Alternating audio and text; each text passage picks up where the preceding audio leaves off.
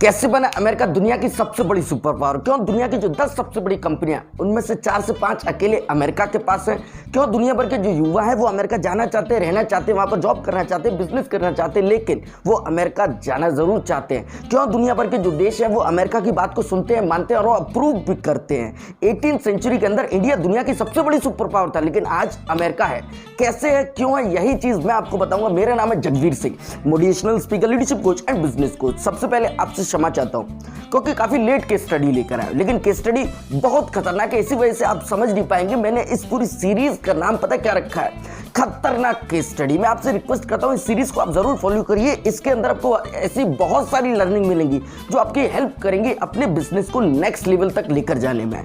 देखिए शुरुआत कहां से होती है। 18th सेंचुरी के अंदर अमेरिका की हालत बहुत पलटी थी। वहां पर रोड्स नहीं थे, पोर्ट्स नहीं थे, वहां पर किसी भी तरीके की कोई भी बिल्डिंग नहीं थी, ब्रिजेस नहीं थे, ट्रांसपोर्टेशन का बिजनेस नहीं था। ये चीज आपको समझनी, ट्रांसपोर्टेशन का बिजनेस नहीं था, जिसकी वजह से होता क्या है कि उस समय पर ट्रांसपोर्टेशन का बिजनेस सबसे ज्यादा प्रॉफिटेबल बिजनेस था, बहुत स्ट्रॉन्ग बिजनेस था, वहां पर वो भी नहीं था।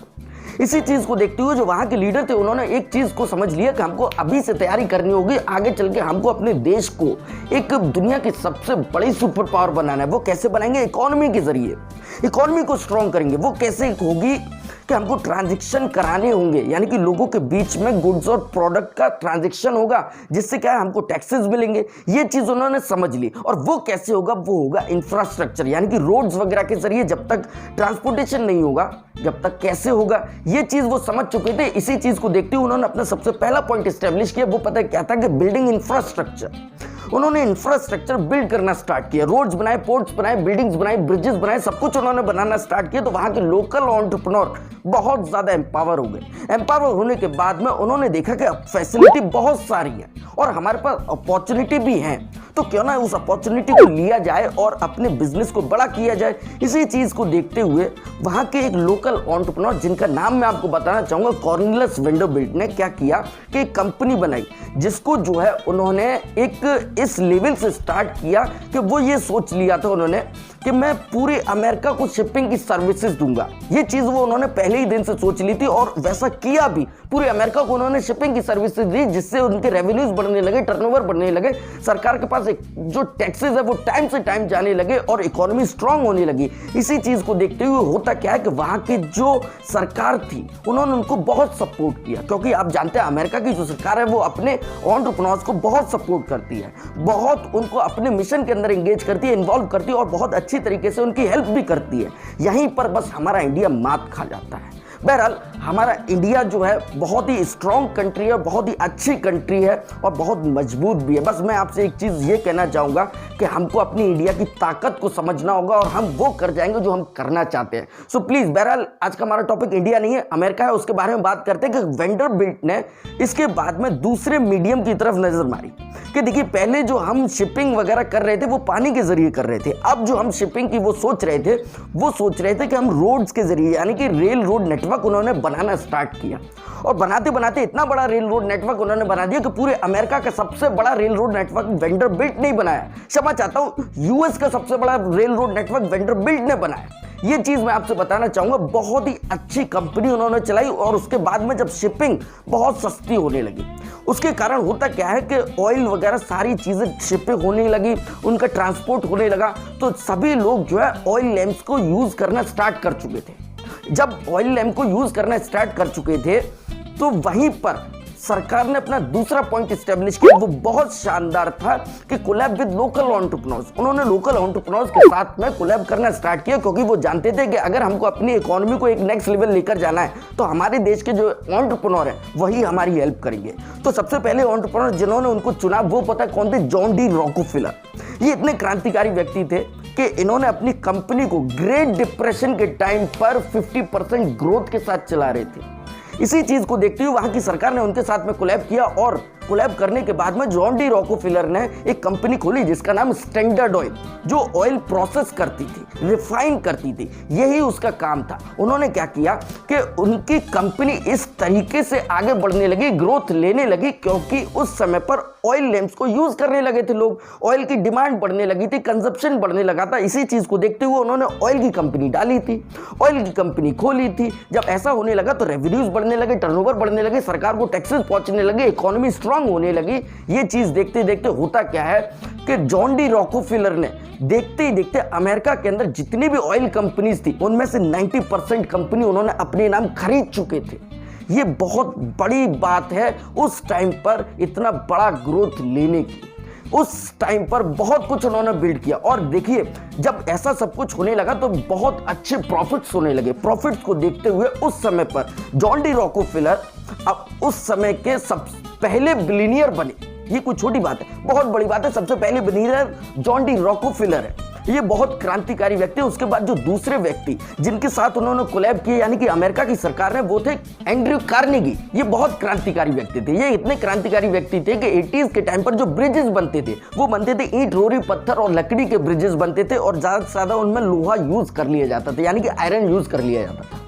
लेकिन वहां पर दिक्कत ये थी कि लोगों के माइंड में एक बहुत अच्छा डर बन चुका था कि जैसे ही हम इस ब्रिज पे से निकलेंगे ये गिर जाएगा, क्योंकि वो ब्रिजेस जल्दी टूट जाते थे, गिर जाएगा। इसी वजह से उनके माइंड में एक डर बन चुका था। इसी डर को देखते हुए एंड्रयू कार्नेगी ने एक अपॉर्चुनिटी को ढूंढा, और वो अपॉर्चुनिटी क्या थी कि उन्होंने ये सोच लिया कि ब्रिजेस जल्दी गिर रहे, मैं ऐसा ब्रिज बनाऊंगा जो कभी गिरेगा ही नहीं, वो बहुत मजबूत होगा। ये चीज उन्होंने की। अब उन्होंने कैसे बनाया ऐसा ब्रिज कि उन्होंने स्टील का ब्रिज बना दिया लोगों के सामने, और लोगों से बोला कि इस पर से निकलो। लेकिन लोगों के मन में डर बना हुआ था, इसी वजह से उस पर से निकल नहीं रहे थे वो। लेकिन वो तो बहुत क्रांतिकारी व्यक्ति है। उन्होंने क्या किया कि एक हाथी को लेकर आए और हाथी को उस ब्रिज के ऊपर से उन्होंने निकाल दिया। तो लोगों को ये लगा कि जब हाथी जैसी चीज इस पर से निकल गई तो हम तो बहुत हल्के हैं, हमें तो बिल्कुल भी कुछ नहीं होगा। और जो ब्रिज है वो इतना मजबूत है कि हाथी के वजन को झेल गया। तो उनको ये समझ में आया कि जिस एलिमेंट से ये बना हुआ है, उस समय पर स्टील जो है बहुत नई चीज थी, वहां के लोग जानते नहीं थे। तो वो ये समझ में आ गया उनको कि स्टील बहुत मजबूत है। तो उन्होंने अपनी जो है बिल्डिंग्स, घर वगैरह सारी चीजें वो उन्होंने स्टील की बनाना स्टार्ट कर दी। इससे क्या हुआ कि एंड्रयू कार्नेगी का बिजनेस था स्टील का। उन्होंने एक कंपनी खोली थी यूएस स्टील्स, जो आगे चलकर दुनिया की सबसे बड़ी कंपनी बनी थी उस समय पर। ये कोई छोटी बात है, बहुत बड़ी बात है। इतने क्रांतिकारी व्यक्ति हैं कि उन्होंने बहुत कुछ किया अमेरिका के लिए। उनकी इकोनॉमी इतनी अच्छी तरीके से फ्लरिश करवाई है उन्होंने अमेरिका की कि बहुत स्ट्रांग है। और आज भी आप जानते हैं कि अमेरिका जो है दुनिया की सबसे बड़ी सुपर पावर है। उसके बाद जो अमेरिका की सरकार है, उन्होंने अपना तीसरा पॉइंट स्टैब्लिश किया, कोलैब विद इनोवेटर्स।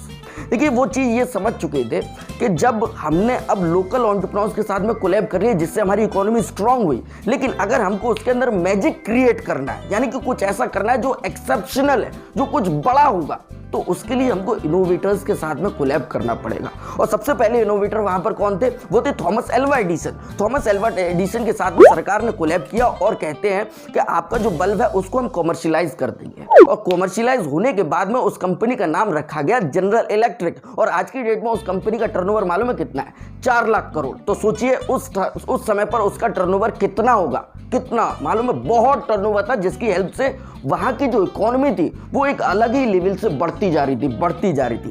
फिर उसके बाद में उन्होंने दूसरे क्रांतिकारी के साथ में उन्होंने एक बहुत ही अच्छा कोलैबोरेशन किया। वो थे father of assembly line, Henry Ford के साथ में उन्होंने जैसे ही कोलैबोरेशन किया। तो हेनरी फोर्ड के बारे में आप जानते हैं कि जिस दिन उन्होंने ऑटोमोबाइल इंडस्ट्री के अंदर कदम रखा, उससे पहले 7 से 8 दिन के अंदर एक कार बनती थी, और उनके आने के बाद में एक दिन में 7 से 8 कार बनती थी। क्यों? क्योंकि उन्होंने असेंबली लाइन को इंट्रोड्यूस कर दिया था, कन्वेयर बेल्ट लगा दी थी, जिसकी मदद से स्पीड में कार बनना स्टार्ट हो गई थी। कार की जो कॉस्ट थी, यानी कि बनने की जो कॉस्ट थी, वो बहुत कम हो गई। और हर जो अमेरिका के अंदर ज्यादातर लोगों को एक चस्का लग चुका था कि हम भी कार खरीदेंगे, हम भी कार खरीदेंगे। और इसी चीज को देखते हुए वहां की इकोनॉमी बहुत स्ट्रांग हो गई। और वही वो चाहते थे, उनका जो मिशन था वो यही था कि हमको अपनी इकोनॉमी को इतना स्ट्रांग करना है कि वो जो है दुनिया की सबसे बड़ी सुपर पावर बनी। इसी चीज को देखते हुए होता क्या है कि 1890s तक अमेरिका का अकेला प्रोडक्शन इतना ज्यादा हो चुका था कि वो ब्रिटेन के कई गुना ज्यादा था। और उसके बाद में होता क्या है कि कुछ ही टाइम के बाद में एक नया डेटा ये निकल के आया कि पूरे अमेरिका का इंडस्ट्रियल प्रोडक्शन इतना ज्यादा था इतना ज़्यादा था कि पूरी दुनिया में से 60% का अकेला शेयर अमेरिका का था। ये कोई छोटी बात है, बहुत बड़ी बात है। इससे बहुत उनकी इकोनॉमी स्ट्रांग होने लगी। यही चीज़ तो वो चाहते थे। उसके बाद क्या होता है कि 1930 में जाकर एक बहुत बड़ा विपदा आई। किसके ऊपर? वो आई अमेरिका के ऊपर। अमेरिका की ग्रोथ को नजर लग गई। वो कैसे कि वहां पर ग्रेट डिप्रेशन आ गया, जिसके कारण अमेरिका की जो है 7 से 8 साल खराब हो गई, 9 से 10 साल भी खराब हो गई उनकी। होता क्या है कि उन्होंने अपना चौथा पॉइंट वहीं पर एस्टेब्लिश कर दिया कि इस अपॉर्चुनिस्टिक माइंडसेट। वहां के हर देशवासी को उन्होंने बता दिया कि जहां पर भी कोई भी अपॉर्चुनिटी दिखे उस अपॉर्चुनिटी को ग्रैब करो, हमारे देश के अंदर बिजनेस करो और हमारे देश की इकोनॉमी को बिल्कुल स्ट्रांग कर दो। क्योंकि जो मिशन हमने आज से पहले बिल्ड किया था और उसके लिए हमने इतनी मेहनत की है, वो इस कारण यानी कि इस विपदा के कारण वो टूट ना जाए। इसी चीज को देखते हुए उन्होंने बहुत अच्छा माइंडसेट क्रिएट कर दिया। जिसके बाद होता क्या है मालूम है कि वर्ल्ड वॉर 2 कुछ ही टाइम के बाद स्टार्ट हो गई थी। और वर्ल्ड वॉर 2 में क्या हुआ कि उन्होंने देखा कि जो ब्रिटेन है, इटली है, जर्मनी है, फ्रांस है, ये सभी के सभी लड़ने में व्यस्त हैं और इनके पास एम्यूनिशंस हैं, लेकिन इतने नहीं है कि ये बहुत टाइम तक चला लें। और एम्यूनिशंस हम इनको सप्लाई करेंगे जिससे हमारे देश की जो इकोनॉमी है वो स्ट्रांग होगी। और यही उन्होंने किया क्योंकि वो अपने गोल को लेकर बहुत ज़्यादा डेडिकेटेड थे। उन्होंने इतने ज़्यादा एम्यूनिशन सप्लाई किए, इतना ज़्यादा बिजनेस किया, जिससे होता क्या है कि जो 8 से 10 साल में उन्होंने गंवाया था उससे 15 से 20 गुना ज़्यादा वो निकाल कर लिया है। जिससे पता क्या होता है, 1950s के अंदर उनकी इकोनॉमी बहुत अच्छी तरीके से फ्लरिश की। होता क्या है कि 1940 के अंदर जीएनपी यानी कि ग्रॉस नेशनल प्रोडक्ट जो उनका $100 बिलियन था, वो 1987 में जाकर उनका जीएनपी यानी कि ग्रॉस नेशनल प्रोडक्ट वो पता कितना हो गया, 5100 बिलियन। यानी कि 57 साल के अंदर उनका ग्रॉस नेशनल प्रोडक्ट कितने गुना बढ़ा? वो बढ़ा 51 गुना। ये कोई छोटी ग्रोथ है, ये एक इकोनॉमी के लिए बहुत बड़ी ग्रोथ हो गई। यही तो हम चाहते हैं कि हमारे देश के अंदर भी कुछ ऐसा हो, हमारी सरकार भी हमारे देश के एंटरप्रेन्योर्स को सपोर्ट करे और कुछ इस तरीके से करे कि हम भी हिस्ट्री क्रिएट करें। और वहाँ की सरकार ने यही किया था कि अपने एंटरप्रेन्योर्स पर भरोसा किया। हमारी सरकार भी हमारे ऊपर कुछ ऐसे ही करे। देखिए, चलिए अमेरिका के बारे में बात करते हैं। होता क्या है, इसके बाद ना अमेरिका ने कुछ ऐसा किया जो मेरे को बहुत पसंद आया। अमेरिका ने क्या किया, जो वहाँ के लोकल एंटरप्रेन्योर्स थे उनके एक कल्चर बिल्ड कर दिया कि आपकी कमाई कितनी भी हो, आपका कमाई या प्रॉफिट कितना भी हो, आपको इतना कुछ परसेंट आपको हमारे देश के लिए नई टेक्नोलॉजी, नए इंटरनेट वगैरह, नई कंपनीज वगैरह, नए जो यूथ है उसके ऊपर आपको इन्वेस्ट करना है। टेक्नोलॉजी, एजुकेशन वगैरह हर चीज़ पर आपको इन्वेस्ट करना है। जब ऐसा होने लगा तो वहाँ के जो एंटरप्रेन्योर्स थे उनका एक कल्चर बिल्ड हो गया और वो उसी टाइम से वहाँ पर पैसा डालते जा रहे थे, जिससे क्या हुआ कि वहाँ के जो यंग यूथ था वो बहुत ज़्यादा एम्पावर्ड हो गया, बहुत ज़्यादा चार्ज हो गया। उसके माइंडसेट इनोवेशन हो गया, यानी कि इनोवेटिव माइंडसेट के साथ में वो जीने लगे, उसके साथ में काम करने लगे। जिससे उन्होंने पता क्या किया कि 5वां पॉइंट इस्टेब्लिश कर दिया। वो पता क्या था कि इनोवेटिव क्रिएशन। उन्होंने हर चीज में इनोवेटिव क्रिएशन को ही देखा। होता क्या है कि 87 के बाद में आप सभी लोग जानते हैं टेक रेवोल्यूशन कितना तगड़ा आया अमेरिका के अंदर। जो 87 के बाद जो टेक रेवोल्यूशन था उसने अमेरिका की काया पलट दी, अमेरिका को इतनी बड़ी ताकत बना दिया कि जिसके बारे में आप सभी लोग जानते हैं कि दुनिया की सबसे बड़ी कंपनियां मैं जहां तक जानता हूं कि अमेरिका के अंदर ही हैं। गूगल जैसी कंपनी, अल्फाबेट तो गूगल के पेरेंट कंपनी है, और देखिए एप्पल जैसी कंपनी, IBM जैसी कंपनी, माइक्रोसॉफ्ट, ये सब अमेरिका के अंदर है। और इतनी बड़ी कैसे हुई? क्योंकि उन्होंने अपने देश के अंदर पहले से ही पैसा इन्वेस्ट करते जा रहे थे अपने यंग यूथ पर, जिसकी वजह से टेक रेवोल्यूशन आया। और एक चीज आपको बताता हूं कि अमेरिका की जो ग्रोथ हुई उसके अंदर सबसे बड़ा हाथ पता किसका था? कि एक तो वहां की सरकार का तो था ही, लेकिन सबसे बड़ा हाथ ये भी था कि वहां पर जो इमिग्रेंट्स रह रहे थे उनका भी बहुत बड़ा हाथ था। जैसे कि इलॉन मस्क बेसिकली जो है अमेरिका के से थोड़े ही हैं, वो तो बाहर से आए हैं। उन्होंने अमेरिका के अंदर बिजनेस किया, जिसके कारण जो भी टैक्सेस वगैरह वो देते हैं अमेरिका की सरकार को देते हैं, जिससे उनकी इकोनॉमी स्ट्रांग होती है। ऐसे भारत देसाई, वो भी अमेरिका से नहीं, वो भी बाहर से आए, तो वहां पर बिजनेस करते हैं तो टैक्सेस वहां को देते हैं, तो बड़ी कंपनी है तो टैक्सेस ज्यादा जाते हैं, तो इकोनॉमी स्ट्रांग होती है। यही तो मैं आपको बता रहा हूं। और हमारा देश बस यहीं पर मात खा जाता है।